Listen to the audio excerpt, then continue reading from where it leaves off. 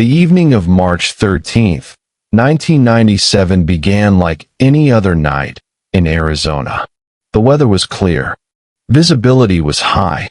There were no storms, no unusual alerts, and no scheduled public events that would draw attention to the sky. Across the state, people were finishing dinner, driving home from work, or settling into quiet routines. Traffic moved normally. Neighborhoods were calm. Nothing suggested that the night would be remembered decades later. As darkness settled, the sky over Arizona remained steady and quiet. Commercial flights followed their usual routes. Military airspace activity was routine.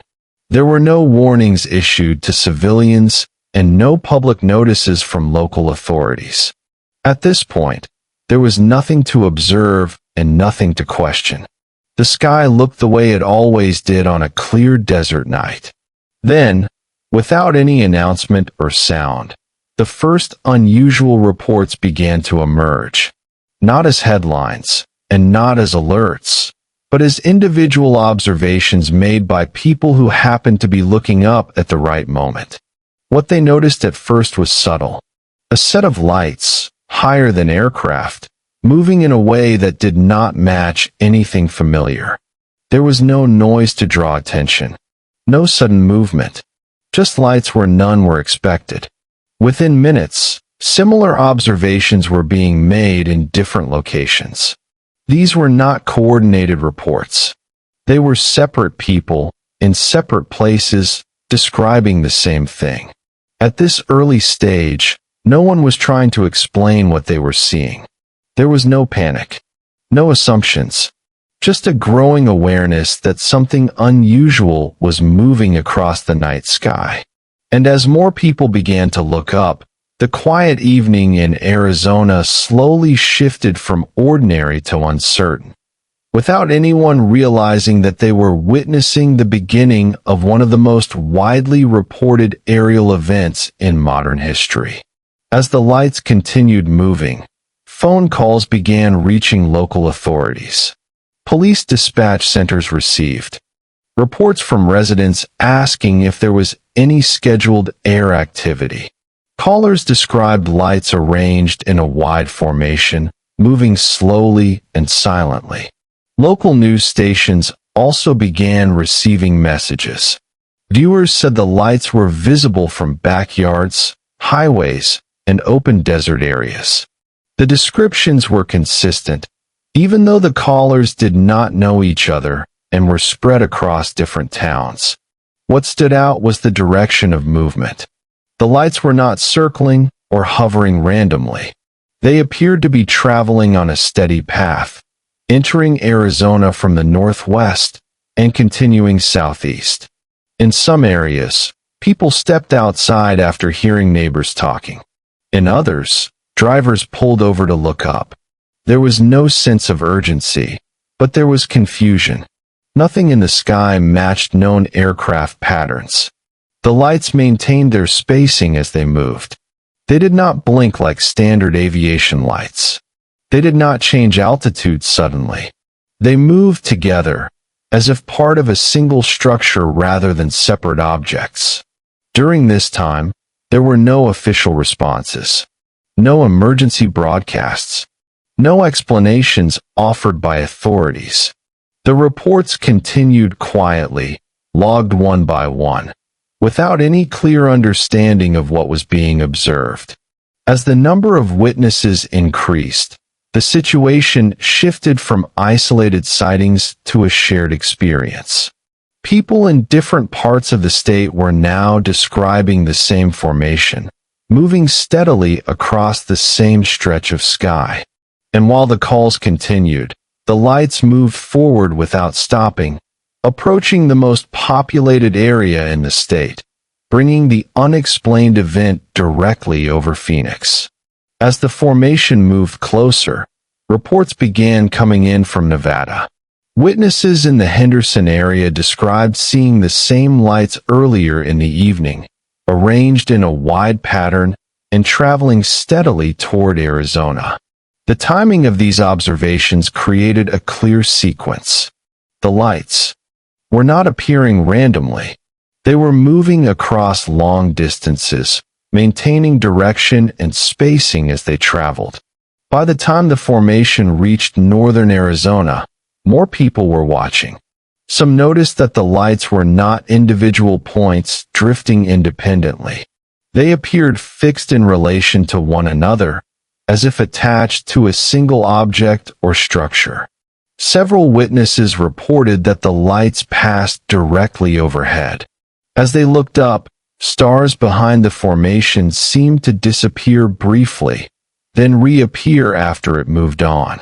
This suggested the presence of something solid between the lights, though no clear outline could be seen. Despite the size implied by these observations, the movement remained slow and controlled. There was no sound, no engine noise, no vibration. The sky remained quiet as the lights continued their path. At this stage, people began calling friends and family, telling them to step outside and look up.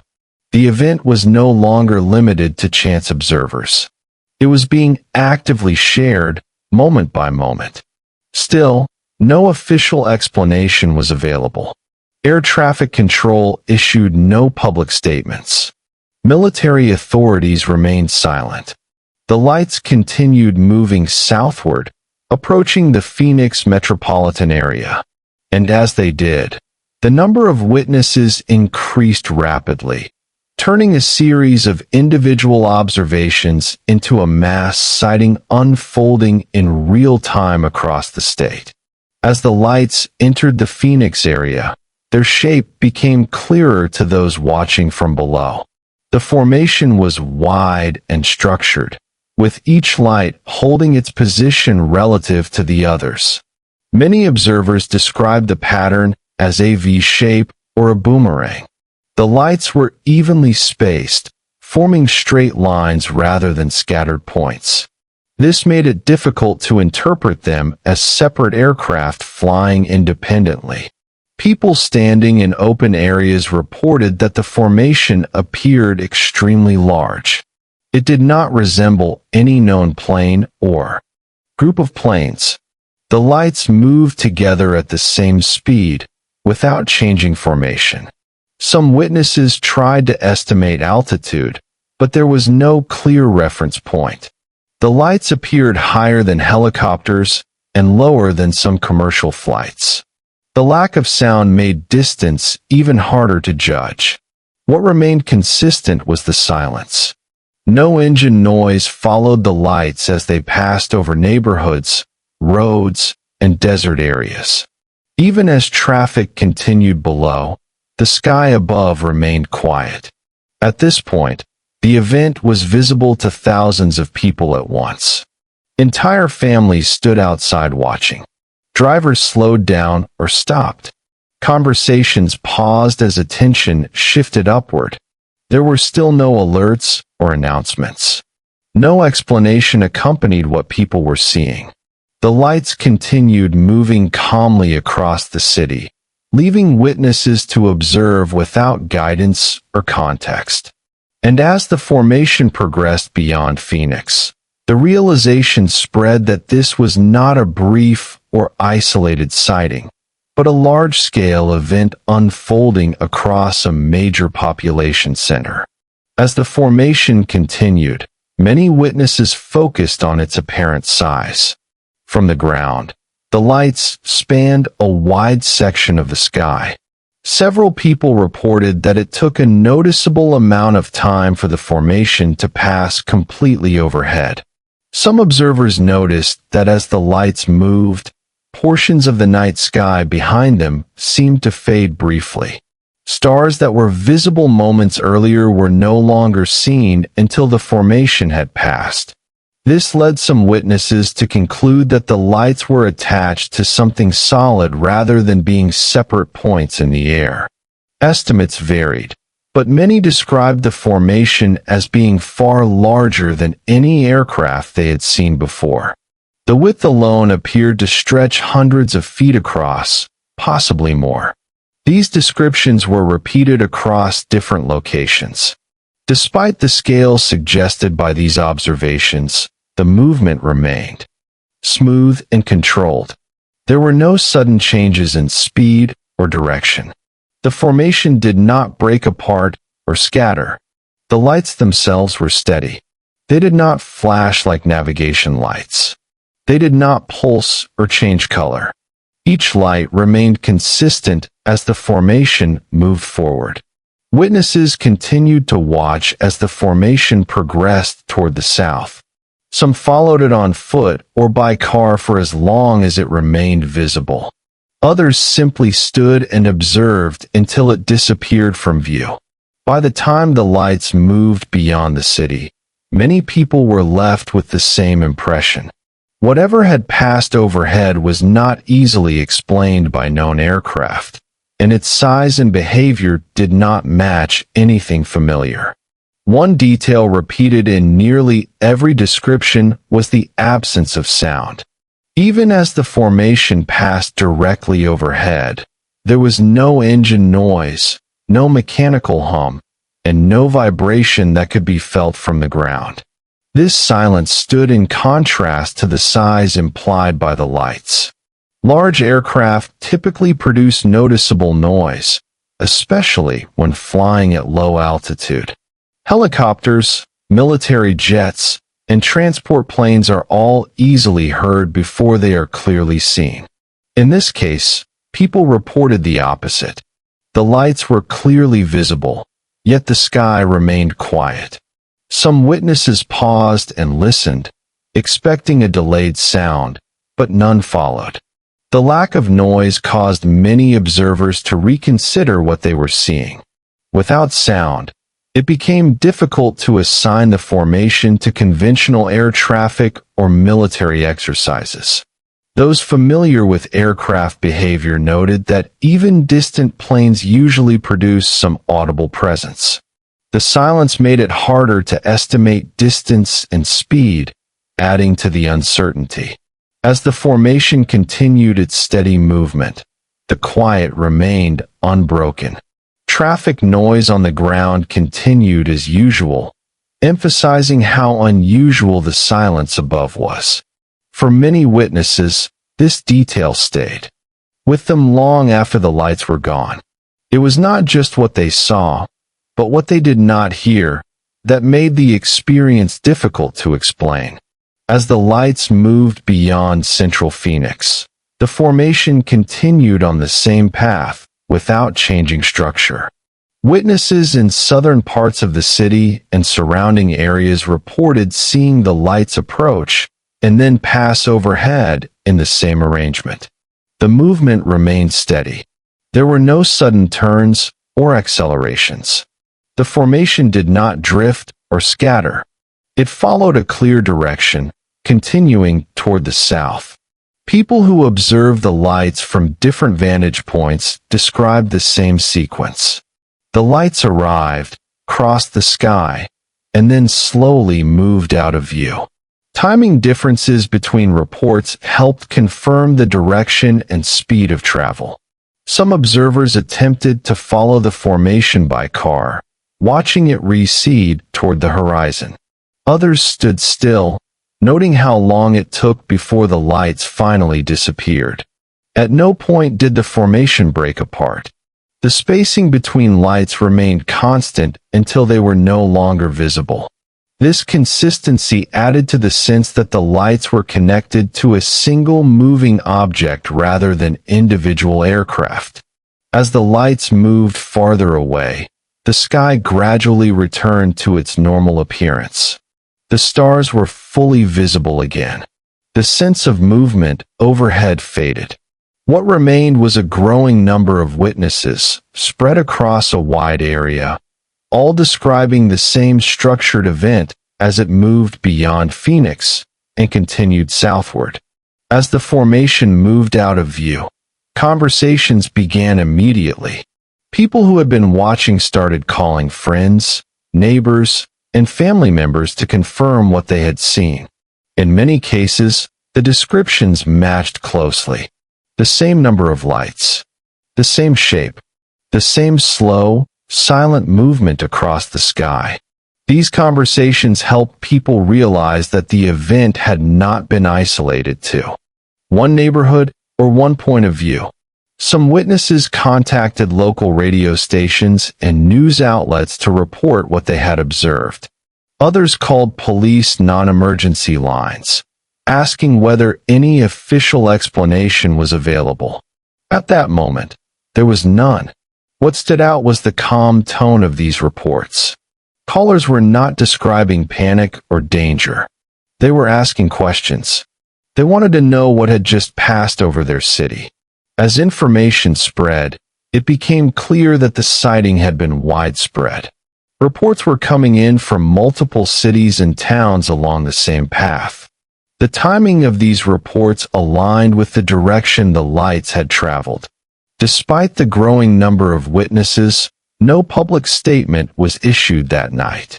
There were no alerts, no confirmations, and no denials. The event ended quietly, leaving behind only accounts from those who had watched it happen. By the end of the evening, many people went back inside, uncertain about what they had seen but aware that it had been shared by thousands of others. And although the sky had returned to normal, the experience remained unresolved, setting the stage for what would follow later that night. Later that night, after the earlier formation had passed and the sky appeared normal again, a second set of lights began to draw attention. These lights were different from the first event and were observed primarily over the Phoenix area. Unlike the earlier formation, these lights did not move steadily across the sky. They appeared one by one, forming a line and then remaining mostly stationary for extended periods. People who were still outside, or who had stepped out again after hearing more reports, noticed the lights hovering in place. They were bright and clearly visible against the dark sky. Some witnesses initially assumed these lights were connected to the earlier event. Others noticed that their behavior was different. The lights did not maintain a V shape. They appeared separated, yet aligned. As minutes passed, the lights slowly faded or descended, one at a time. There was still no sound. No aircraft noise followed their appearance or disappearance. This second sighting was visible to a large number of residents and lasted long enough for many people to record it. Cameras were brought out. Home video recorders and early digital cameras captured what could be seen from the ground. By the time the lights were gone, it was clear that this was a separate phase of the same night's events. And unlike the earlier formation, this time there was visual evidence that would later circulate far beyond Arizona. As recordings of the stationary lights spread, local television stations began receiving video footage from viewers. These clips showed a row of bright lights suspended over the city, visible for several minutes at a time. The footage varied in quality, but the details were consistent. The lights appeared evenly spaced. They did not flash like aircraft beacons. They remained visible long enough to rule out brief optical effects. News crews reviewed the submissions and confirmed that multiple recordings had been made from different locations around Phoenix. The angles differed, but the lights appeared in the same area of the sky. At this point, the event was no longer limited to eyewitness descriptions. There was visual documentation that could be replayed and examined. Viewers who had not seen the lights firsthand were now able to watch the footage themselves. Despite this, no immediate explanation was offered. Military bases in the region did not issue statements that night. Local authorities acknowledged the reports but could not identify the source of the lights. As the footage continued to circulate, questions began to replace uncertainty. People wanted to know whether the two events were connected and why no information had been released while the sightings were occurring. By the end of the night, the recordings had preserved a moment that would later become central to the Phoenix Lights case. What had started as a silent movement across the sky was now supported by images that would keep the event in public discussion for years to come. The following day, the reports did not slow down. Instead, they increased. Local newspapers, radio stations, and television channels began receiving detailed accounts from people across Arizona and neighboring areas. Witnesses described the same sequence of events. A large formation moving silently across the sky, followed later by stationary lights over Phoenix. The consistency of these descriptions made it difficult to dismiss the event as a single misunderstanding. Journalists began mapping the sightings. When locations and times were compared, they showed a clear path of movement stretching from Nevada, across Arizona, and toward the south. This supported the idea that the lights had traveled across long distances rather than appearing in one place. At the same time, aviation authorities reviewed air traffic records. Commercial flights operating that evening did not match the observed formation. No scheduled civilian aircraft accounted for the reports. Military officials were asked for clarification. Initial responses were limited and cautious. No confirmation or explanation was provided immediately. As media coverage expanded, the event gained attention beyond Arizona. National outlets began referencing the reports, describing the sighting as one of the largest mass observations of unexplained lights in recent history. What had occurred the night before was no longer a local curiosity.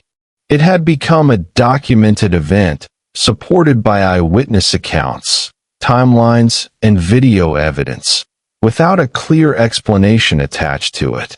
As questions continued, an official explanation was eventually released. The U.S. Air Force stated that the lights seen later that night were illumination flares dropped during a military training exercise. According to the statement, aircraft from Luke Air Force Base had been conducting routine training over the Berry Goldwater Range. The flares used in these exercises were designed to burn brightly and descend slowly, which could explain the appearance of stationary lights in the sky. This explanation was shared through media briefings and reports in the days following the event. For some observers, it provided a possible answer for the second set of lights that had been recorded on video. However, the explanation did not address the earlier formation that had moved across the state. The Air Force statement focused specifically on the later stationary lights and did not claim responsibility for the large, silent formation seen earlier in the evening. As the public absorbed this response, reactions were mixed. Some accepted the explanation as sufficient. Others noted differences between the behavior of flares and what they had personally observed. With an official statement now on record, the Phoenix Lights shifted from an unexplained event to a debated one. The focus moved from what was seen to whether the explanation fully accounted for everything that had been reported that night. Following the Air Force explanation, many witnesses began comparing it directly to what they had seen. For those who observed the earlier formation, the explanation did not align with their experience. They pointed out that flares typically drift, change brightness, and fall at different rates. The formation they described had moved as a single unit, maintained consistent spacing, and traveled across the sky for a long distance without breaking apart. Others noted the silence. Flares are deployed from aircraft, which are usually audible, especially at lower altitudes. During the first sighting, no aircraft noise had been reported before, during, or after the lights passed overhead. Some witnesses also emphasized the duration. The moving formation was visible for several minutes as it crossed the state. This did not match typical flare behavior, which is localized and short-lived. Interviews conducted in the days and weeks after the event captured this disagreement clearly. People were not rejecting the explanation emotionally. They were comparing it to specific details they remembered. As these responses were shared publicly, the discussion shifted again. The question was no longer whether lights had been seen, but whether a single explanation could account for two very different events on the same night. And as that question remained open, the Phoenix Lights became more than a one-night sighting. They became an ongoing point of debate, grounded in first-hand observations that many witnesses continued to stand by. As public discussion continued, attention turned to the response from state leadership. Arizona's governor at the time, Fife Symington, was asked repeatedly about the sightings and whether the state had any additional information. During a press event, the situation was addressed in a lighthearted way. Instead of offering details or clarification, the event was treated as a joke. This response surprised many people who had witnessed the lights and were expecting a serious explanation. For those who had watched the formation pass overhead, the tone felt dismissive. They had not reported panic or fear, only something they could not identify. The lack of a straightforward response added to their frustration. The moment was widely covered by local and national media. While it did not provide answers, it did reinforce the idea that no clear explanation was being offered at the state level. As days passed, official attention shifted elsewhere. No further briefings followed. No additional information was released. The focus moved away from the event, even as public interest remained. For many witnesses, this marked a turning point. The lights themselves were gone, but the absence of clear communication became part of the story. The event had been observed by thousands, recorded on video, and discussed openly, yet it was left without resolution. And as time went on, the Phoenix Lights began to settle into public memory, not just as a strange sighting, but as an event that had been witnessed widely and then quietly set aside. Years later, the event returned to public attention in an unexpected way. Former Arizona Governor Fife Symington spoke openly about the night of March 13, 1997, and offered a statement that differed from his earlier response. He explained that he had personally witnessed the lights that evening. According to his account, what he saw did not resemble flares or conventional aircraft. He described the object as large, structured, and moving in a way that did not match known explanations. This admission changed how many people viewed the earlier response. The governor was no longer speaking as an official managing public reaction, but as a witness describing his own experience. His statement did not introduce new evidence or technical details. Instead, it confirmed that even those in leadership positions had seen something they could not identify. The acknowledgement added weight to the original eyewitness accounts. It reinforced the idea that the event had not been limited to civilians or casual observers. With this admission, the Phoenix Lights were no longer remembered only as a public mystery. They became a documented moment when thousands of people, including state leadership, observed the same unexplained event and reached no shared conclusion. And with that, the discussion shifted again from whether the lights were real to why a definitive explanation had never followed. As time went on, the Phoenix Lights began to be examined in a broader context. Researchers, journalists, and documentary filmmakers revisited the case, not to reinterpret it, but to preserve the record of what had been observed. Media retrospectives compiled eyewitness timelines, video footage, and official statements. When these elements were placed side by side, the sequence of events remained consistent. A large formation moved across the state, followed hours later by stationary lights over Phoenix.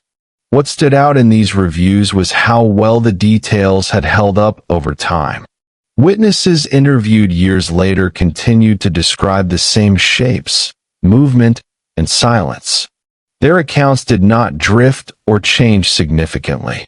The event was also compared to other large-scale sightings.